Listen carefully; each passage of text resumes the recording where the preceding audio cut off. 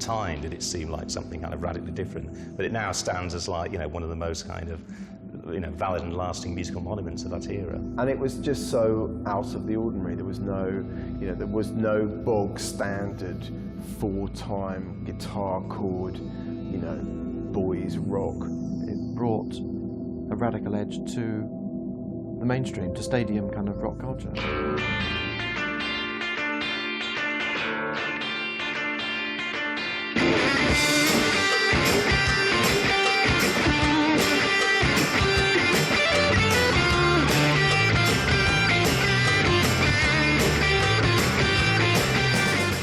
In the summer of 1997, amidst the election of New Labour and the hysteria surrounding the death of Princess Diana, a previously obscure indie band from Oxford released their third studio album.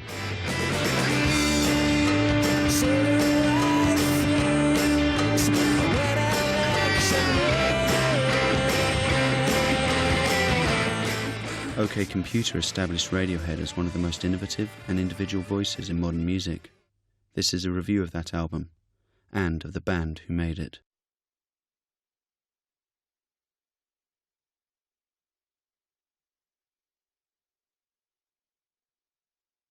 Radiohead formed under the name On a Friday at Abington School on the outskirts of Oxford in the mid-1980s.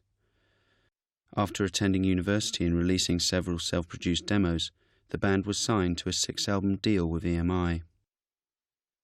Changing their name to Radiohead after the Talking Heads song, the group released their first full-length studio album, Pablo Honey, in 1993. The first single from the record, Creep, was to become an international hit.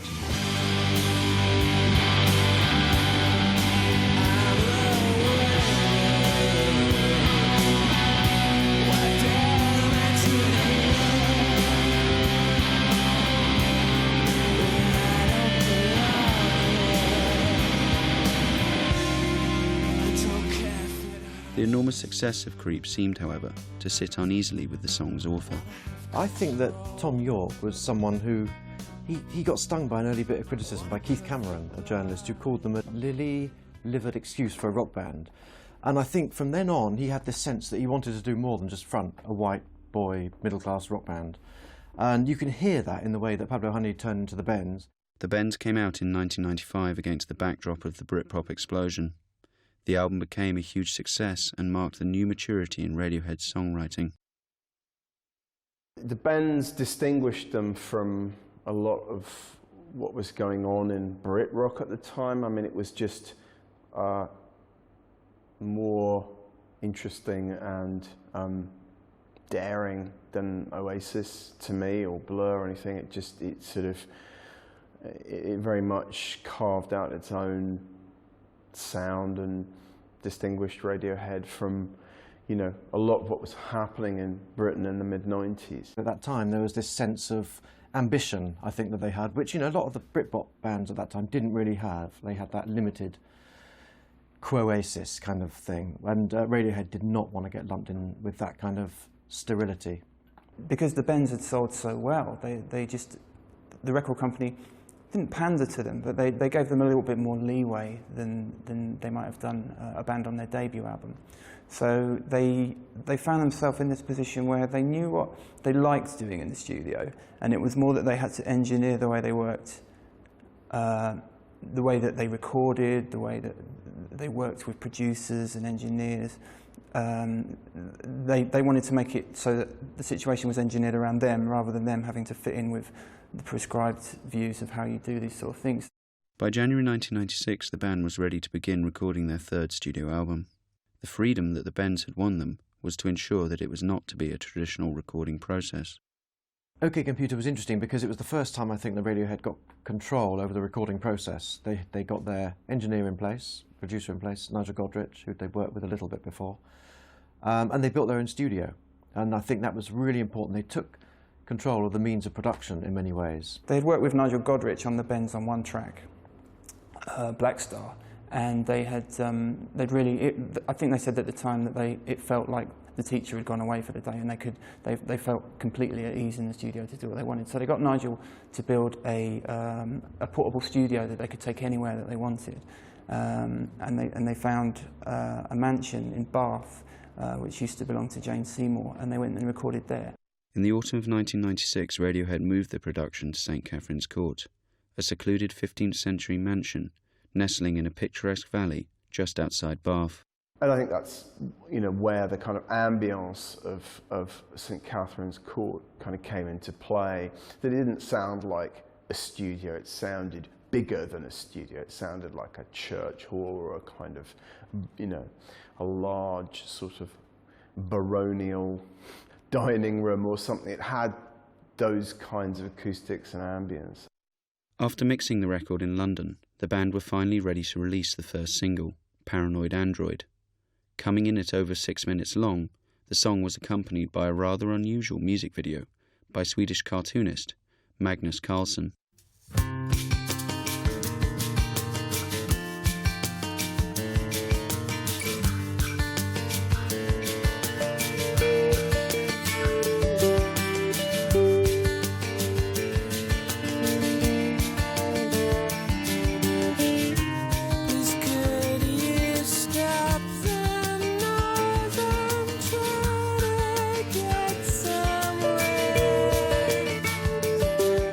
Long tracks are usually made up of smaller bits, and in Paranoid Android there's 3 distinct sections really that come together.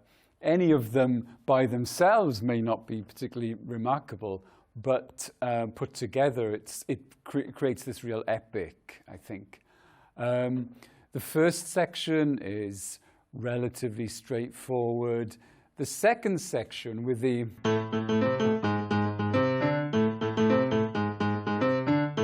that section, that's probably as much as anywhere in the album where Radiohead and this particular album has its particular prog rock credential. That's the section which uses a little trick that wouldn't be out of place in Yes or Genesis in the 1970s.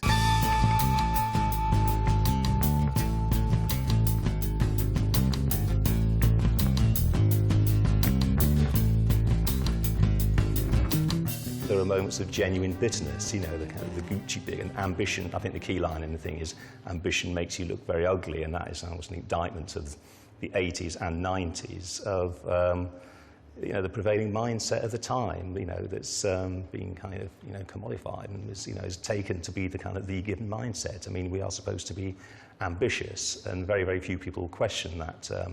You know, a very basic drive that is supposed to inform our lives. But I think that the kind of abrupt shift in gear when he says ambition makes you look very ugly is one of the key points. It's a very kind of, you know, it's a visual, it's almost like the kind of, the multi-tracks have been torn away at that particular moment. And it's in a song that I think is in lots of ways, you know, full of irony and full of various layers and perhaps a little bit of kind of self-mockery. It's a very straight moment.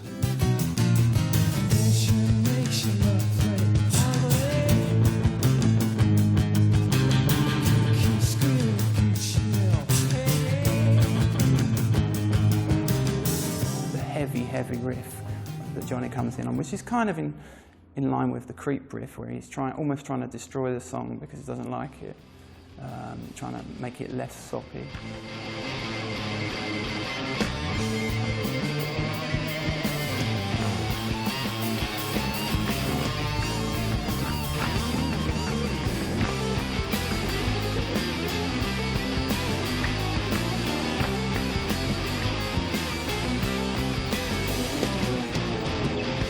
All of a sudden it kind of explodes and settles down on this particular chord sequence.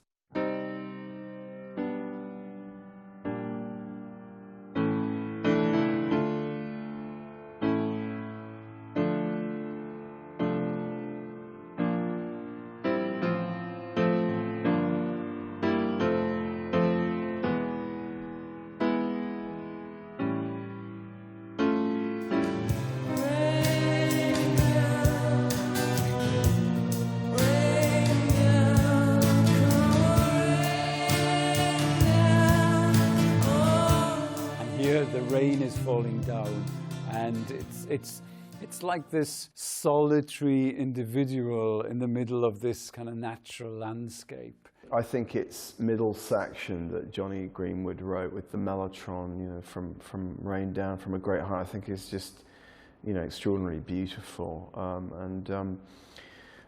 you know, is a brilliant contrast to the sort of grungier sections that kind of sandwich it. Paranoid Android was released in May 1997, in the wake of New Labour's landslide victory in the national election. Despite being so long, the song was quickly adopted by radio stations across the country and soon rose to number 3 in the UK charts. Shocking record when that came out. As a single, it was 6 minutes plus. I mean, that was unheard of, you know, from punk. The idea of doing a single that lasted for longer than 3 minutes was just a heresy. You just don't do that. That was what the old farts did, ELP, yes. They didn't even make singles, you know, and it was just a territory that no one wanted to go near. It set the level so high that this album's going to have to do something really special to stay at that particular pitch. When the album was finally released on the 16th of June, the record's artwork was equally as remarkable as the first single had been. I think there's a lot to be gained by attending to the artwork of this particular album. The idea of artworks being a particular aspect of rock albums goes back a long way, of course. I think it's very important. There are all sorts of little it's like little collages of images that are brought together. I said in the book, I think there's a small dissertation to be written on the colour blue itself in some of the artwork that you get with it. The design of OK Computer and later Kid A, to a great extent, is very interesting. It's what probably people like Scrutty Politti would have called mesthetics in some ways. There's this deliberate use of lowercase the whole time, which has become subsequently, and perhaps was at the time, a kind of sort of designery affectation that you'd get on the kind of logos of like offices in Old Street and places like that. But they use it in a kind of different kind of way, a more sort of pointedly sullen, deliberate sort of way. And they don't, and of course they also, their sleeves are sort of deliberate. There's lots of abrupt interventions and around and scribbles and scrawls, and the whole thing is deliberately kind of messed up and fucked up with and untidy. It was pretty weird at the time. It didn't make any sense. There's nothing to latch onto. There are little tiny snippets to latch onto. It's like someone's taken an album cover and put it in the wash or something, and then it's come out sort of slightly blurred, slightly dyed. You recognise one thing, you recognise a sweet wrapper, you recognise the ingredients to a burger, you recognise some signs from an airport and a little family, the ideal family unit and all that. But it's all perverted, it's not as it should be, it's it's out of context. But like the way the lyrics work with the music, it becomes a sort of cohesive whole. Actually, funnily enough, I think that the title OK Computer belongs as much to the artwork, really, as to something that pertains to the music itself. A computer can't be okay. A computer can either be a 0 or a 1. It can't be a kind of moderate grey bit in the middle.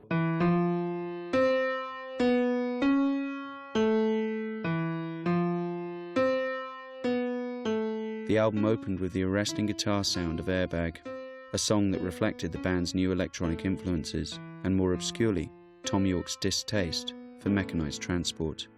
I just remember being so startled by it. It just seemed to take us into a new kind of era of rock. I mean, I remember people saying, you know, this is the first 21st century album. I mean, it just didn't sound like anything, you know, I'd ever heard before.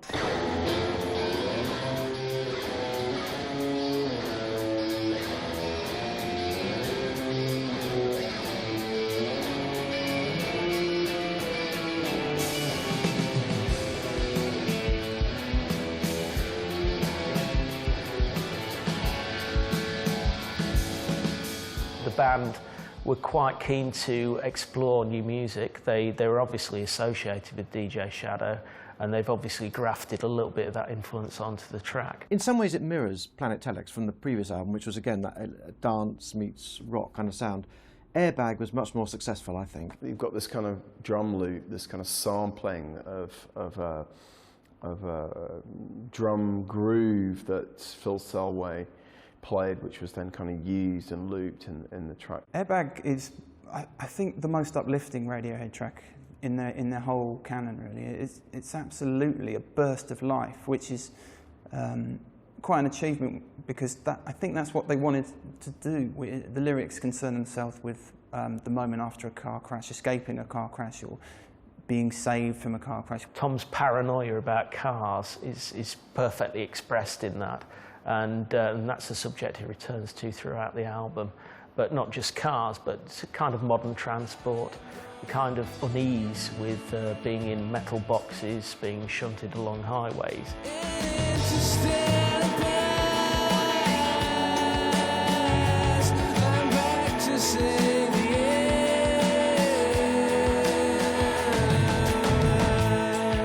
There's this wonderful "I'm back to save the universe" line which is repeated, and that's, I guess, the sort of feeling that they're alluding to with escaping a car crash or being saved by an airbag. And the airbag is synonymous with that rescue, that sort of release from death.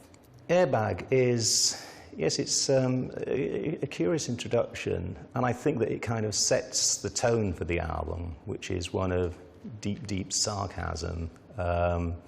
You know, in this case, to this kind of, you know, ultimate sort of safety zone, you know, this more mechanistic convenience. And it's just one of the interesting general factors of OK Computer, that it's an album, I mean, if you think of like movements like punk and things like that, quite often that was a roar of protest against a time of nothing, really, which is what the 70s was, a time of desolation. It was a protest against a sort of poverty.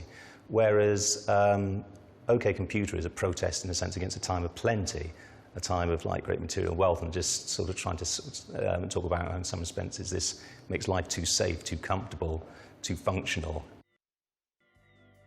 After the epic Paranoid Android, the album moves into more traditional territory with Subterranean Homesick Alien.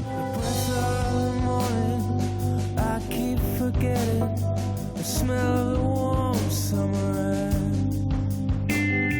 I live in a town where you can't smell a thing. You watch your feet for cracks in the pavement. I think he ran over a pheasant or something when he was out driving one night, and he was thinking about aliens watching from space. On an album that really bears very little that you would call optimism. This is actually, I mean, there's a subtle difference between optimism and a certain kind of escapism. I mean, Johnny Greenwood was very much into the avant-garde, and he would probably be very familiar with people like Sun Ra, whose whole idea was that the only way to escape this absolutely destitute, ruined, no-hope planet was to find salvation in the cosmos, you know, to travel off. You know, I don't think that Tom York actually believed that, but there's a song in which he appears to sort of have a wish for that kind of escape. There's an implication that you can't really fight the world. The world is buggered. I wish that they swooped down in a country lane late at night when I'm driving. Take me on board their beautiful ship. Show me the world as I love to see.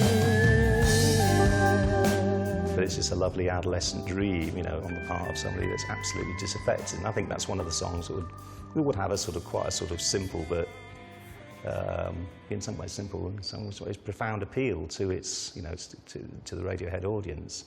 There's this beautiful dreaminess to that song, which is very much like a Tim Buckley album called Happy Sad. Very warm, folky as well. And of course the title chimes in with Bob Dylan's Subterranean Homesick Blues. So there was a nice kind of a folk element to that. And coming after Paranoid Android, and it was a nice contrast, I think, to the first two tracks on the album. With exit music for a film, Radiohead were actually asked to contribute the music for the end of Romeo and Juliet. And I think it's interesting that this is probably one of the very few, if not the only occasions when they were actually asked to write to order for a product, if you like. And yet they came up with probably one of the strongest songs on OK Computer. Wake from your sleep to dry your tears today. We escape.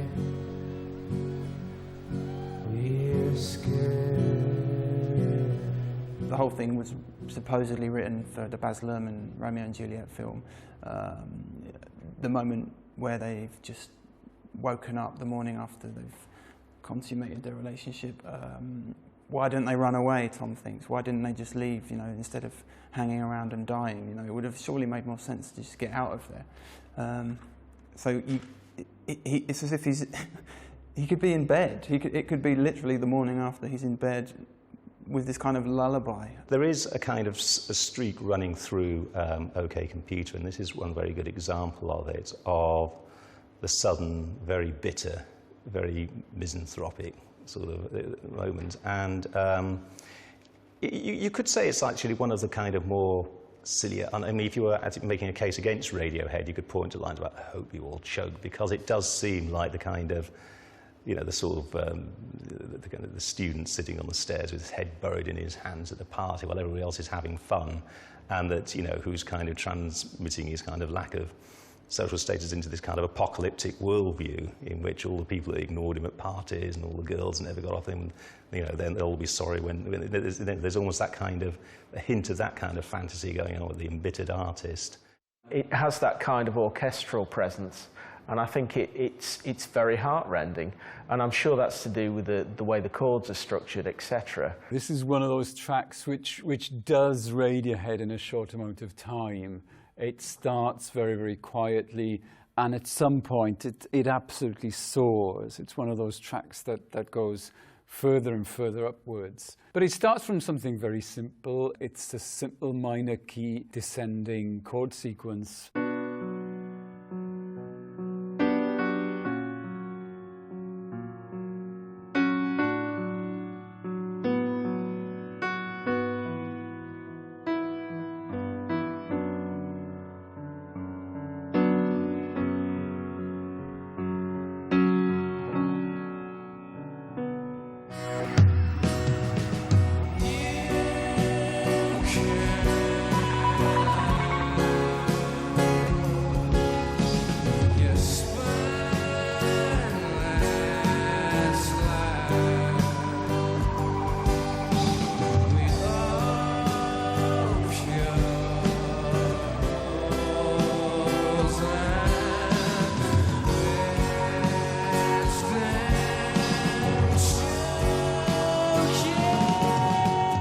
It's worth saying something about Tom York's voice. It's such a big part of Radiohead and this album.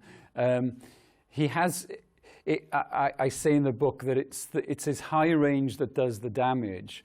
If he were to sing Happy Birthday to You slowly in that range, it's going to have an amazing effect. I think Tom's an extraordinary vocalist. He's able to convey very human things. The way he's brave enough to sing things in the way that he is actually probably his defining characteristic. I think there's a reflection of the emotional honesty, which I do think is at the heart of Radiohead, and the way he projects those songs. One of my favourite moments on the album is when exit music stops and you've got that silence between that and Let Down.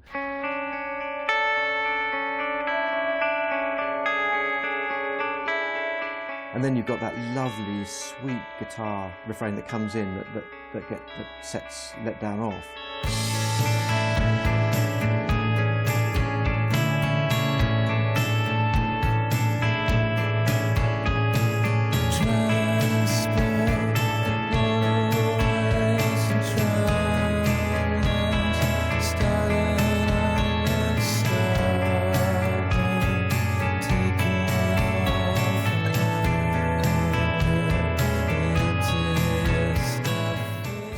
Melancholy about it as well, and I think to have real beauty, just to have something sweet isn't enough, but something bittersweet like that, and a song that's titled Let Down is obviously bittersweet as well. Let Down is a classic example of OK Computer about where the music appears to be doing something that the lyrics aren't. It is a exceptionally despondent lyric, and yet musically it's one of the most rousing tracks. On one level it's an absolutely rousing song, but it's almost this kind of, this rapturous kind of cathedral-like tribute to utter misery.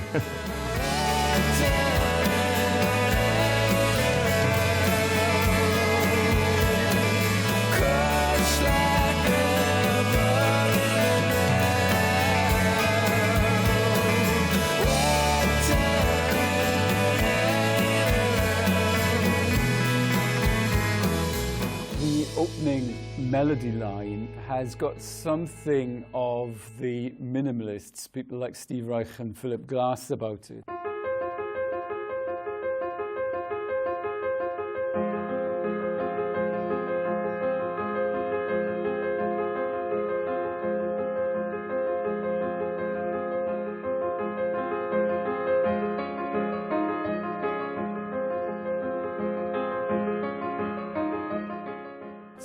So it's a little system that's going on that goes like this.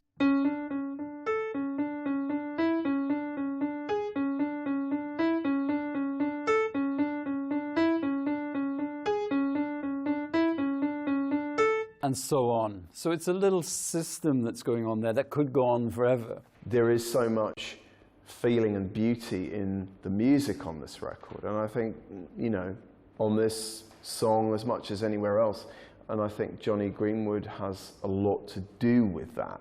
Greenwood, I just think, is a sort of instinctively a kind of a composer of genius, if you like. I think his musical contributions in terms of his sort of guitar overlays and arpeggios and the way that the guitars work with the keyboards on OK Computer is just staggeringly lovely, really. It's so beautiful. And he's a virtuoso. He's basically capable of making sounds that nobody else gets anywhere close to.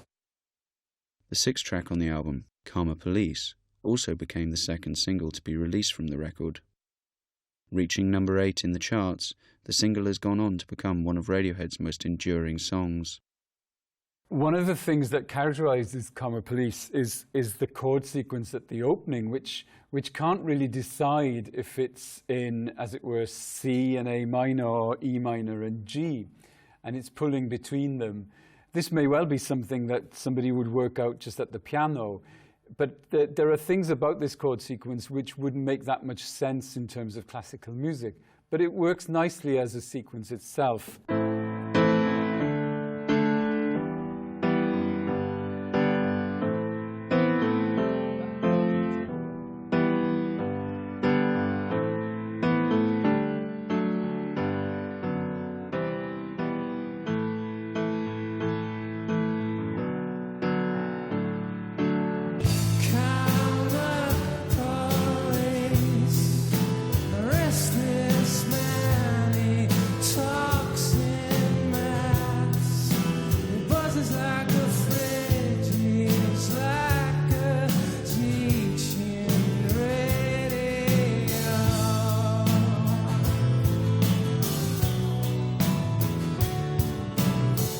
I think Karma Police is one of those Radiohead songs that expresses that kind of quiet desperation that Radiohead do so well, and obviously in some ways it's quite a bitter song. It's almost vengeful, and it is about, I think, justification and seeing things through and overcoming things.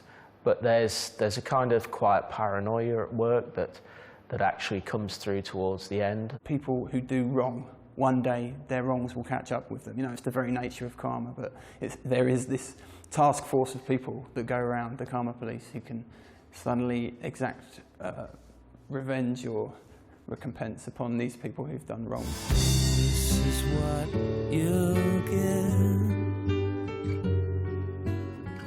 This is what you'll get. This is what you'll get when you mess with us. This is what happens if you mess with us. Again, very, very sort of sinister. It's almost like, you know, the idea of the army of me, that there is this kind of mass of disaffected people that will somehow or other get their act together. It's a kind of weird mixture of, in some ways, perhaps of like wishful fantasy and hopefully sinister intention. The kind of chorus, if you like.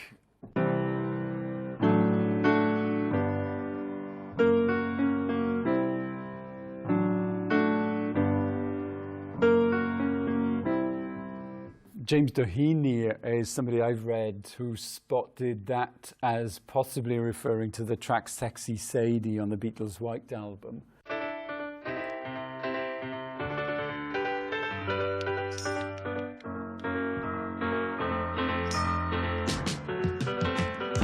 Sexy Sadie, what have you done?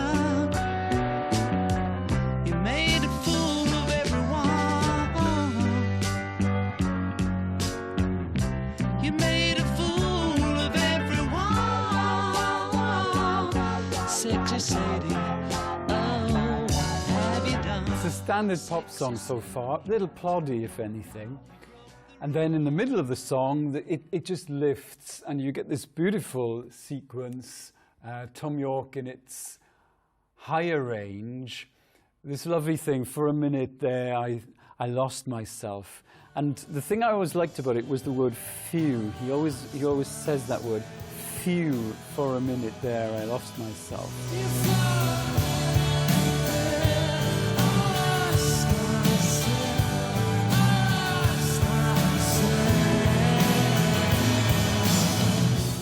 For a minute there, I lost myself. I think of explosions in life when we suddenly something comes out of the ordinary, and explosions in art and music that I think Radiohead are very capable of, and they do that, the way that songs break out from this calm. I think of Polanski films and things like that, where things are, or Hitchcock, and then suddenly you get this jolt. And I think that Tom York is obviously a very sensitive man. He's very renowned for that. And it chimes in with his kind of personality, a line like that. Fitter, Happier, it's interesting how in the sort of sleeves it isn't quite part of the listings, it's almost this kind of adjunct to the rest of the album. And it's a kind of litany of all of the things that you are supposed to do as a kind of well-functioning human being in this particular society. Fitter, happier, more productive, comfortable, not drinking too much, regular exercise at the gym, 3 days a week. And also what the song does by listening in that kind of way, in that very, very sardonic way, is to expose their inadequacy. And in terms of, if you actually have any kind of notion in your head of what it might be to live in a radicalized society, then these things aren't the things that will get you there. These are the kind of values that you've got to find a way of dispensing with. With Fitter, Happier, I think Tom's made it very explicit that he was actually looking at a lot of the kind of self-help manuals that sell in abundant quantities to people who are looking for something that's missing in their life. And I think the way in which he tackled that in basically preparing a wish list was very, very effective. If you believe there just might be something you can do in the next 10 days that would make your personal life, your family life, and your business life better, can I see your hands, please? How many of you believe the choice is yours? How many of you believe every choice has an end result? There is something I can specifically do that will make my future either better or worse. If you do all these things, if you tick every box, it's not necessarily going to produce any kind of happiness in your life. That is a kind of a bitter piece, really, I think, because it's made up of all these phrases, goals, wishes that the ordinary, vaguely successful, vaguely affluent kind of student or 20-something would kind of want out of life. And I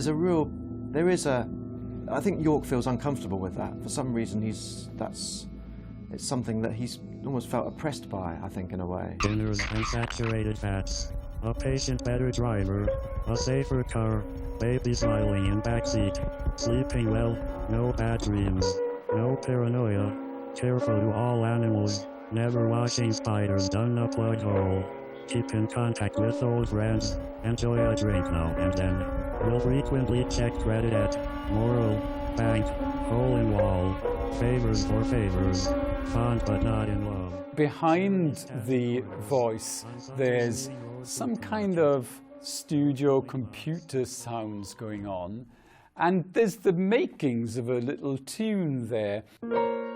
There are just 2 chords, and just behind it you can just about hear a track like this, an old film theme.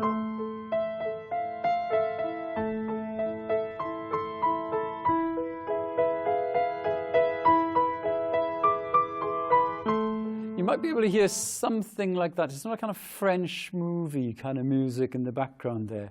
Again, the juxtaposition of these very kind of unemotive words with this just hint of something quite emotional behind it. It's a lovely juxtaposition, and I think. Fitter, healthier, and more productive, a pig in a cage, on antibiotics. Electioneering's a strange one. To me, it sounds the oldest of all the songs on OK Computer. It could come from the bends. It doesn't want to sit down with the rest of the songs. It's up. It lifts you back up out of the weirdness of Fitter Happier, I guess, as well.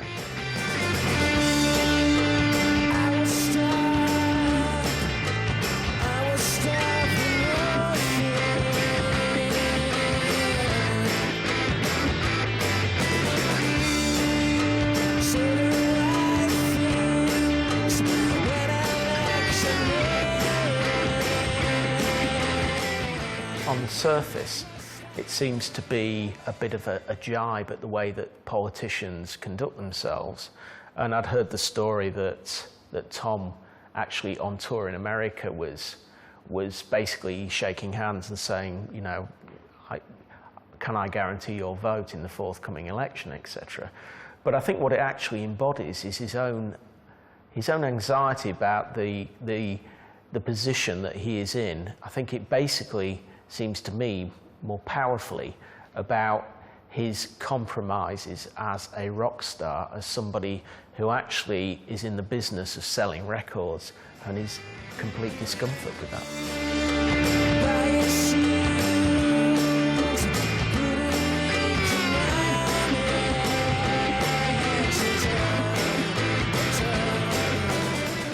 Despite the fact that the song had been written many months before Tony Blair's new government came into office, for many, the sentiment behind it perfectly sums up the New Labour project and its effect on modern politics.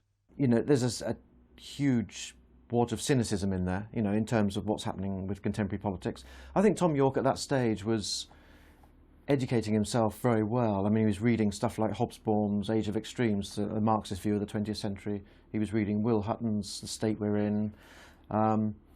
Learning, you know, as you should do when you're an artist like that and you're, you know, in the public eye. I mean, he takes his responsibilities quite keenly and carefully, I think, which is good. I think a lot of the trouble with rock, it's just in this, it's in its own little bubble a lot of the time. And what I like about Radiohead and Tom Yorke in particular, that he makes it engage with the real world and contemporary issues. And I think that's one of the crucial things about OK Computer. People don't quite understand what the concept was, but they knew it was a critique in many ways of a lot that's happening in contemporary society.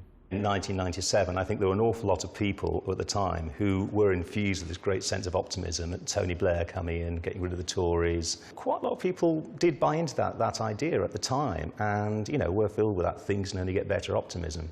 But really, in that lyric, Tom Yorke pretty much nails Like a Tony Blair. I think that anyone looking back now would see that retrospectively. It wasn't even that for a lot of people the scales fell from their eyes with Tony Blair, but with Tom Yorke the scales weren't even in his eyes in the first place.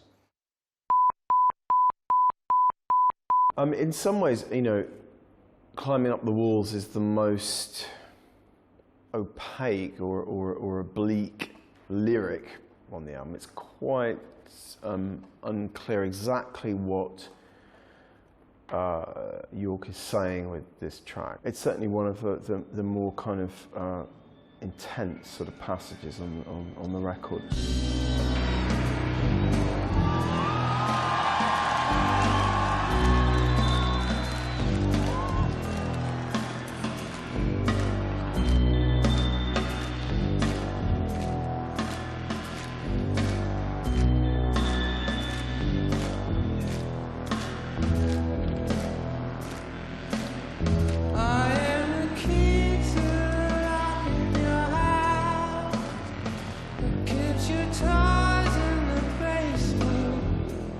There's a sense of sort of domestic menace, you know, his preoccupation with demons. There is something quite sort of disturbing about this track. And what is it that's climbing up the walls? What is the I in this track? Maybe it's from Tom Yorke's individual experience, who knows?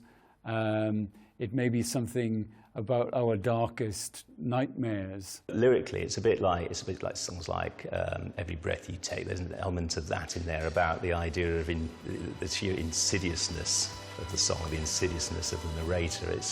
It's really kind of quite a nasty song.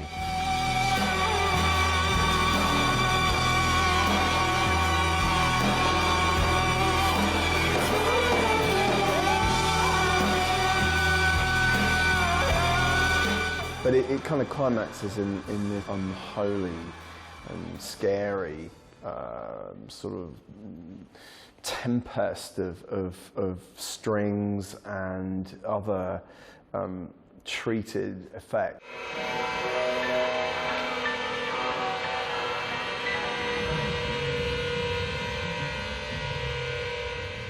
The band talked about being influenced by Penderecki.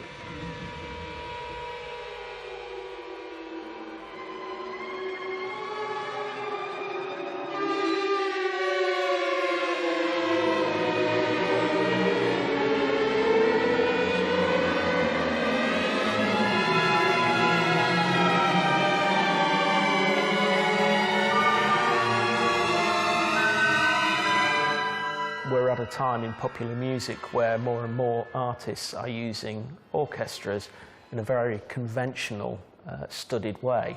And I think what was great about that track was that it actually mixed the influences. So although the violins were there, they were all tuned to different kind of textures, and the time signatures were all messed about. The arrangement, if you like, is something that's quite in addition to the song. It's not just a kind of emphasizing of a bass line or the chord sequence. It's a real kind of integral part of the track, as it were.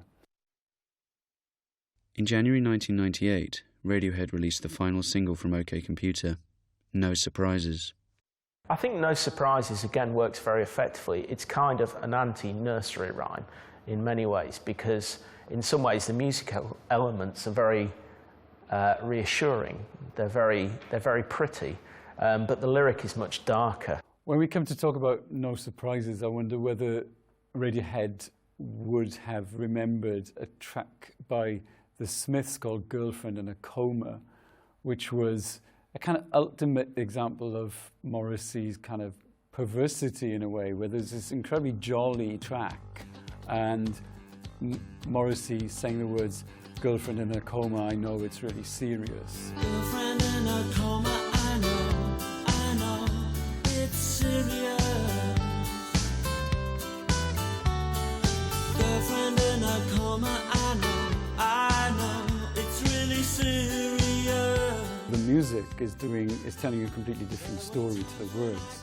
So here you have a set of words which, if you were to read them on the page, might give you quite a creepy sense of again, paranoia, suicide, those kinds of thoughts.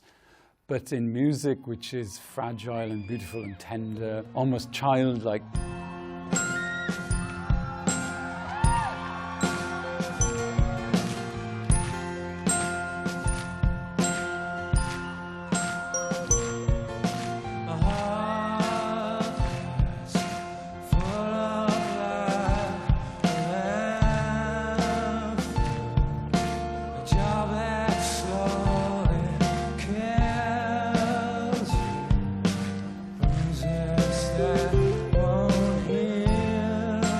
best opening line. It's like a heart that's full up like a landfill. It's like a landfill and a heart.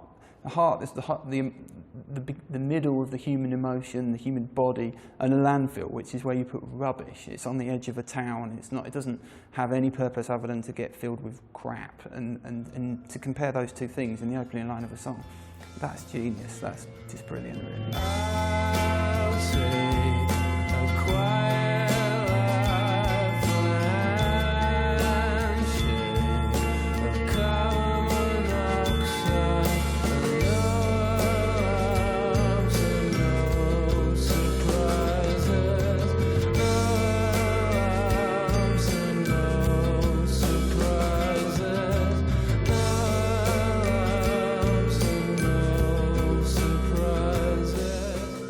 The single peaked at number 4 in the UK charts. However, despite its success, there is still some debate about the song's meaning. Lyrical subject matter, which is hinting at the notion of suicide as a merciful release. I don't think that Tommy or Radiohead ever intend to adapt anything that's after Suicide Solution, any of those heavy metal songs. And I don't think that anyone's going to top themselves after Radiohead. But It's more about something more subtle. It's more about the fantasy of absenting yourself from this world from which you feel absolutely disaffected, and couching that in kind of very sort of dramatised terms. People really do go to sleep. They really sleepwalk through their lives. And this song, I think, really says that, you know, that if you're not prepared to risk alarms and surprises, you're not really living. And I'm with him on that. You know, I think you do have to. You have to kind of, you know, you have to take those risks. Life is, the fully lived life is full of alarms and surprises. The penultimate song on the album, Lucky, began life in 1995 when it was released as part of the Help album, a compilation record designed to raise money for the War Child charity. I mean, Lucky, in a sense, is the sort of birth of OK Computer, because it was this track recorded quite quickly with Nigel Godrich for the War Child album, and it was such a good experience for the band that it got them thinking about new ways of recording. They wanted to take more control over their own work. They decided to include it and kept going back to it, thinking, well, we need to make it different. And I think that old aesthetic of you don't put previously released things on your album was at play there. But actually they found that they could do nothing with it, that it was a finished piece and there was nothing more they could do to improve it. I'm on a roll. I'm on a roll. This time I feel my luck could change. Lucky's about the same sort of thing as Airbag, where you just escape death, or someone rescues you, you know, the airbag saves you, or you're pulled out of the wreck of a crashed plane, or something like that. If you're involved in a terrible crash, an airplane or a car crash, but you've survived, then what do you think about that? What does one feel about that? Is it the great relief of being alive, or is it about the horror that's at one's side? If there's anything that might resemble a glimmer of hope, then I think that Lucky, albeit in this very twisted and heavily qualified way, is that.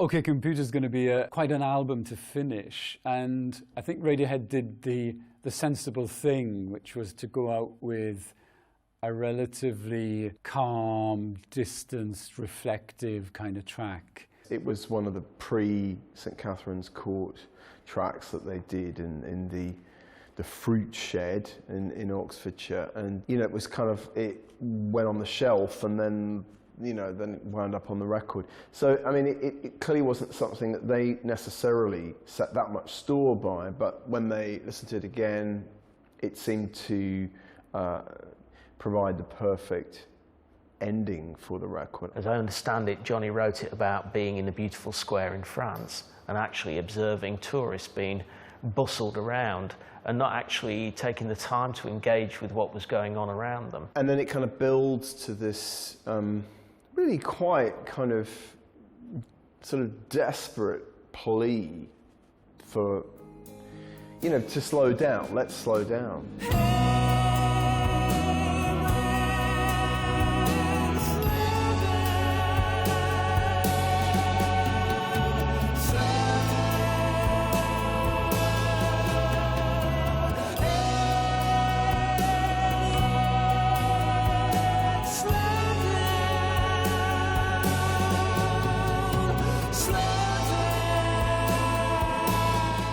Slow down, you idiots. And I think that it is, again, a deliberate sort of sop against a society that, in all kinds of ways, you know, through excessive mechanisation, through kind of like increased, veracity of economic growth, blah, blah, blah, blah, is moving far too quickly. Where the hell am I going?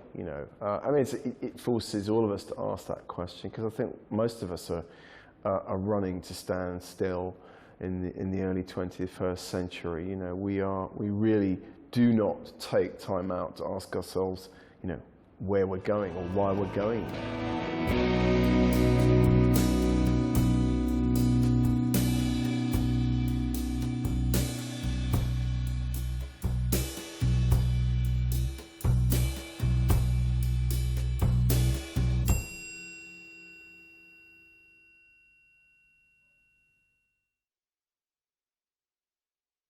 OK Computer was released on June 16, 1997. Its critical reception was unprecedented and remains almost unrivalled in modern music. I mean, I think from the point of view of someone who'd been writing about music for, I don't know how long I'd been, 15, almost 20 years maybe, I'd given up on the prospects of an album coming out that just totally blew you away. The critical reception that OK Computer received when it came out in 1997 really was quite extraordinary, quite exceptional. And it was instantly making people's critics' top 10, top 5 all-time lists, or even higher. The acclaim didn't surprise me, I have to say. I think like everybody, like everyone who reviewed it, you just had to you had to kind of bow down before it. Radiohead toured OK Computer relentlessly and earned high praise as a live act. The record's success was sealed with the group's legendary performance at Glastonbury, 1997. I think Glastonbury was probably quite an easy thing a hook to pin on the success of OK Computer. It was not an exemplary gig. It was going hideously wrong because the monitors weren't working, as is well documented, and it was just a Radiohead gig, and it happened to be at Glastonbury. Glastonbury's always a special gig, especially if you're headlining, because it's a bloody massive crowd. There's 200,000 people watching you, maybe more. Who knows who got in over the fences, and it's a defining moment. Bands like Pulp have gone on to say that they'll never ever better that moment. But for Radiohead, you kind of think, yeah, that could only happen to Radiohead. It all went a bit wrong. It was one of the wet Glastonburys, which are always slightly more depressing because it's like the trenches. It's like wartime trenches at Glastonbury when it's wet. You kind of lose your mind. And everyone was kind of not quite... Obviously, if you're in the crowd, you don't know what's going on. Radiohead are playing, the monitors aren't working, so what? You can hear it coming out the speakers. They just can't hear themselves. So that Tom can't hear his voice, they can't hear the guitar parts or any of the instruments. It's just completely guesswork, if you like. But I think Tom called out, turn the lights on the audience or something. So if you like, the house lights were turned on and you could just see, or he could just see this massive sea of people. And it went from, it flipped. It went from being horrendous for them, not so horrendous for the crowd. It was a Radiohead gig. They were seeing a good enough gig, to being mind-blowing. It was adversity. It was triumph in the face of adversity. They just pulled it off. They just played. The album had been pretty much circulating, I guess, for a month maybe. Yeah, or it was on the cusp of release, or people had it. So the songs were known, they were singing along, and everything started to work. There was a sense of elation in the band. You could see it was like, yeah, we did it. We triumphed. This could have been absolutely bloody awful, but we pulled it out of the bag. It was like a success, really. Amongst all the praise and publicity surrounding the record, one key question kept on being raised. Is OK Computer a concept album? The argument was principally over whether or not the record was about the dehumanizing effects of modern culture. In a sense, you could make anything a concept album just by putting the themes together. As I say, what I did with this album was try and look for linkages between the songs, setting out how some of the words in particular formed clusters of ideas. And yes, then one can end up with a particular set of obsessions that happen here. I don't think in the end that's enough to really make it as a concept album.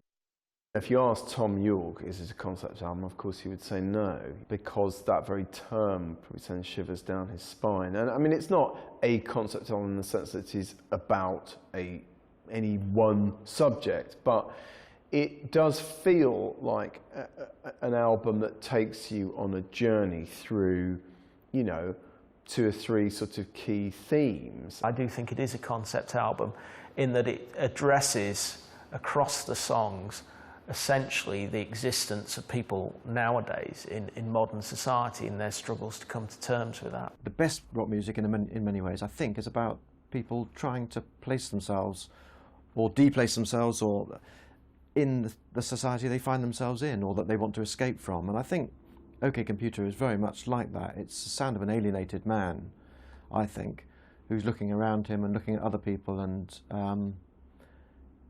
it's the sound of a frightened person as well, actually. And I mean, there's a lot of fear in late 20th century, early 21st century culture. And OK Computer really does give off that. But I don't think it's a concept album in that A to Z kind of, you know, here is a narrative. Since the record's release in 1997, it has gone on to top several polls and earn accolades from a wide spectrum of the music industry. It has even been referred to as the final classic record of the past millennium. They came almost like an avant-garde band who were playing stadiums, and that was, for me, I didn't really think you could do that. That was possible, really, in rock music anymore. They were trying to push things as far as they could, and I think they were honest about that. I think the emotions beneath the album are still really honest, even though there's a lot of technical things which, in the wrong hands, could be experiments in technical prowess, but I don't think that happens with OK Computer. Almost like an album which in itself represents a whole culture that isn't really being emulated by any of their peers or contemporaries. You know, it's a sort of standalone voice, but an entirely appropriate one. You know, it's for its rebelliousness, its disdainfulness, and there are precious few people, either kind of emulating those things or doing them in such a kind of rich and variegated way musically, doing it in such an intelligent way, that an album like OK Computer is like a counterculture in itself.